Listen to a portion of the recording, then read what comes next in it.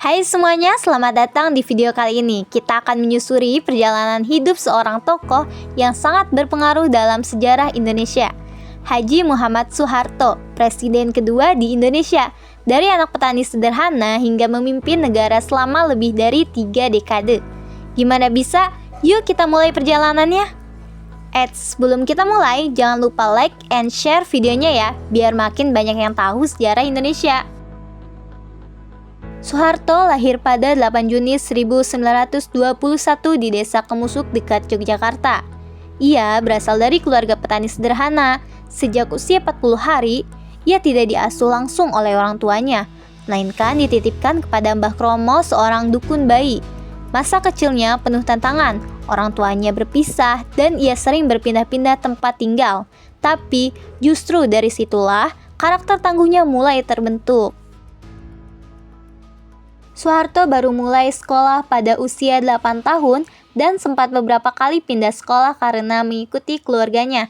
Setelah lulus SMP Muhammadiyah di Yogyakarta, ia sebenarnya ingin melanjutkan ke SMA, tapi karena keterbatasan biaya, ia memilih masuk militer.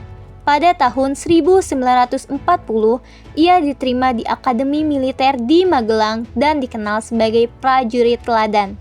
Dari sinilah awal perjalanannya sebagai seorang tentara. Siapa sangka dari akademi itulah langkahnya menuju kekuasaan nasional dimulai. Karir militer Soeharto semakin bersinar saat ia memimpin serangan umum 1 Maret 1949, sebuah aksi yang menunjukkan eksistensi TNI di mata dunia. Ia kemudian ditugaskan memimpin Komando Mandala untuk merebut kembali Irian Barat dari Belanda. Setelah sukses, Soeharto diangkat menjadi Panglima Kostrad pada 1962. Momen yang paling menentukan adalah keterlibatannya dalam penanganan peristiwa G30 SPKI tahun 1965. Soeharto dipercaya untuk memulihkan keamanan nasional dan menerima surat perintah 11 Maret dari Presiden Soekarno yang menjadi jalan menuju kekuasaan.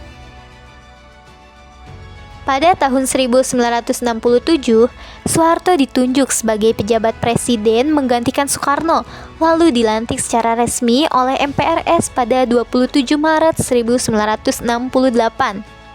Ya, dari sinilah dimulai era Orde Baru yang membawa arah baru bagi bangsa Indonesia. Soeharto berjanji akan membawa stabilitas dan pembangunan ekonomi yang lebih terencana. Tapi seperti kata pepatah, di balik kekuasaan besar selalu ada tanggung jawab besar. Pada masa Orde Baru, Soeharto meluncurkan banyak program pembangunan. Ia fokus pada pertanian, pembangunan infrastruktur, dan industrialisasi. Proyek-proyek seperti program transmigrasi, pembangunan jalan tol, bendungan, dan kawasan industri digencarkan. Hasilnya, ekonomi Indonesia pun tumbuh pesat dan negara ini mulai dikenal. Namun, di balik pembangunan yang pesat, pemerintahan Orde Baru juga diwarnai kontroversi. Pemerintahan Soeharto dianggap otoriter, pers dibungkam, lawan politik ditekan, dan suara rakyat dibatasi. Praktik korupsi, kolusi, dan nepotisme atau KKN tumbuh subur. Hal ini menimbulkan kekecewaan di tengah masyarakat, terutama menjelang akhir masa pemerintahannya. Krisis ekonomi Asia pada akhir 1997 menjadi titik balik kekuasaan Soeharto. Inflasi melonjak, pengangguran meningkat, dan kondisi rakyat memburuk. Ribuan mahasiswa turun ke jalan menuntut reformasi dan menolak kekuasaan yang otoriter. Akhirnya, pada 21 Mei 1998, Soeharto resmi mengundurkan diri. Setelah pensiun, ia hidup jauh dari sorotan publik dan wafat pada 27 Januari 2008 di Jakarta dalam usia 87 tahun. Soeharto adalah tokoh yang meninggalkan jejak mendalam dalam sejarah Indonesia. Ia berhasil membawa pembangunan dan stabilitas, tetapi juga memimpin pemerintahan yang penuh kontroversi.